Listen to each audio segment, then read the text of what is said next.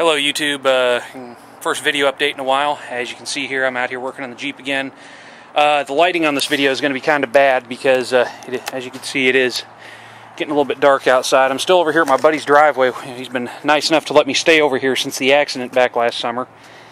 And I'm finally back in Texas now. Had a hell of a time getting here. Had to buy this truck in Nebraska after I totaled my big ass crew cab dually out, so be looking for some work on this truck here pretty soon. It's a 70 Chevy two-wheel drive.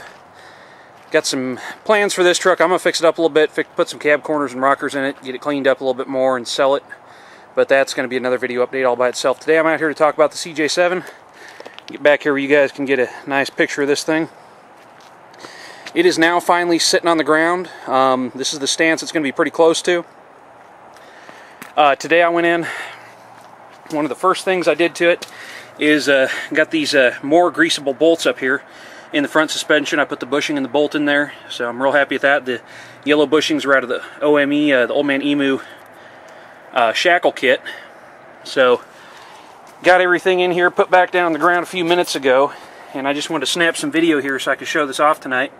Got it sitting back down on the shackles again.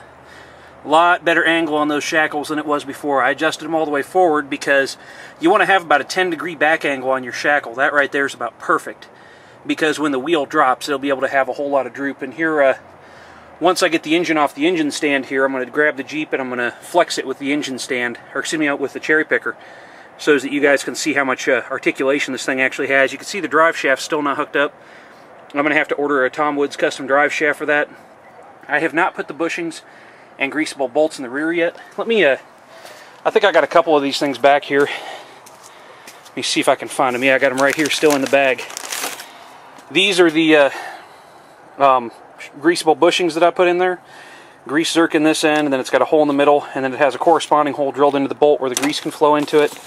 You can see the O.M.E bushings that I'm using. They also have the, you can see these grooves in them where the oils, where the grease that you squirt in there will actually travel out into the bushings, so it keeps everything in these really greased. And there's also a valley in there where the grease can get to. So real quality product. I'm real happy with that. On the back here, O.M.E shackles again. What I like about these shackles is with this pin on the back here, if this thing tries to unload, this will come up in contact with the frame. These are the new hangers here. These are the YJ hangers that I bought from M.O.R.E.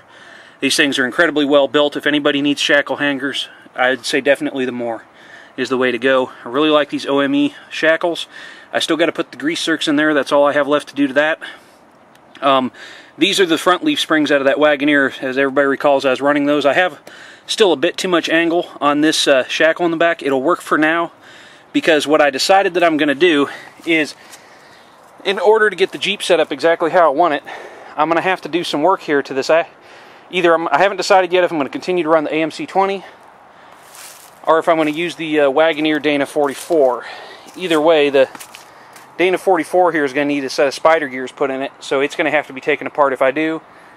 The AMC 20 has 307s. That's the Dana 44 front. I'll be cutting 4.5 inches off the long end of that axle. We're going to be doing this over at my buddy's place, though. As soon as I get another welder here, I'm fixing to go buy myself a new machine. I'm getting a Lincoln Power MIG 256, so we can go do some burning on this. Going to get that put together.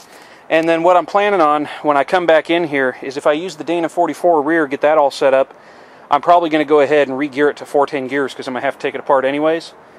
And then I'm going to get a set of YJ rear leafs, just stock leafs, and then I'm going to do a spring over on the rear, which I think will help nicely. And then after that, also, as you can see, I've still got to worry about a rear bumper. The other day, I was able to back it up to my big military trailer here. This is what I'm going to be towing back to Montana when I go. This is a, I'm going to walk over here where you can see it. This is a M105A3. It's got a flat tire on it right now. I'm actually going to be replacing the axle, because I don't know how well y'all will be able to see it with the low light out here, but if you look up underneath this thing, it's got this giant, that's a 5-inch, or I think it's a 5-inch axle underneath there. It's just way heavier than I need. You look at how heavy those spring packs are and everything else. I'm going to go ahead and I'm going to replace this axle with just probably like a 5,000-pound axle for a standard trailer. I'm going to put probably 3,000-pound springs on it, and then I'm going to try and find probably some wheels off of a Bronco or something similar to what I have here because this is my spare. I'm running 33 1250s on it, and I'm going to throw a set of those on the trailer. And then at the front of the trailer here, I want to weld onto the middle here, down in the bottom, come up off of right here, and build myself a spare tire mount that'll come up there in front of the tarp. And then also behind this tarp, I'm going to screw a piece of plywood in there so that this thing will be solid all the way across, so the wind doesn't push the tarp back in as I'm going down the road.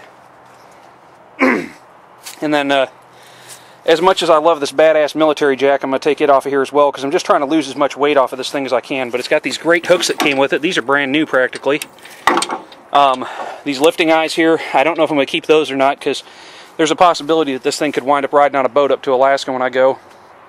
The pintle hitches stand. So we'll have to see how this little project turns out, but that's a little side project. And as you can tell right now,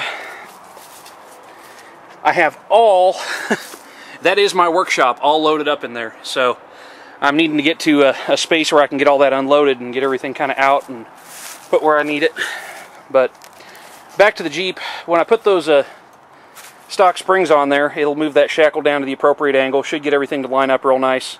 Those springs are about 1.5 inches shorter, so everything on that back shackle should work out, which right now, as it is, it's not a bad angle, and I can live with it. I mean, it'll be perfectly fine as it is for driving around the next few weeks, because I'm going to be driving it on this axle.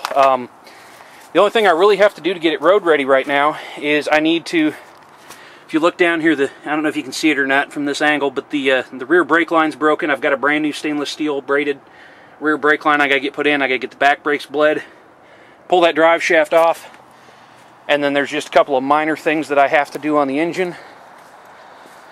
And then also for my passenger side door here, I'm not sure what I'm going to do with this yet, because I've got a good door shell, but I don't have any innards in it. So I'm going to have to get all this stuff located. I do have the latch, but I don't have anything else. I don't have the window assembly, and don't have the hand crank and all that fun stuff. So I'm going to have to find one of those here so I can actually have a window I can see through instead of having a trash bag over it to keep everything in here dry. Got an electric fan that's going on it. This is a new ring gear for the 304. My transmission's down at the transmission shop right now. I've got an NV4500 that I've got built, and it's ready to go. I've got this 304 here, which I've got covered up right now. I just kind of peeled it back a little bit so you can see. I'm going to have this ring gear replaced because the teeth on it are all chewed to hell. So I'm going to get that all done, get this thing all cleaned up, build an EGR block-off plate, just a few different things like that, get this thing all tuned up and ready to go, and ready to get it put in there. I got the advanced adapters bell housing to hook it up to the NV4500. And getting a lot further from what it was when I first started. I'm pretty amazed with how far this Jeep has come.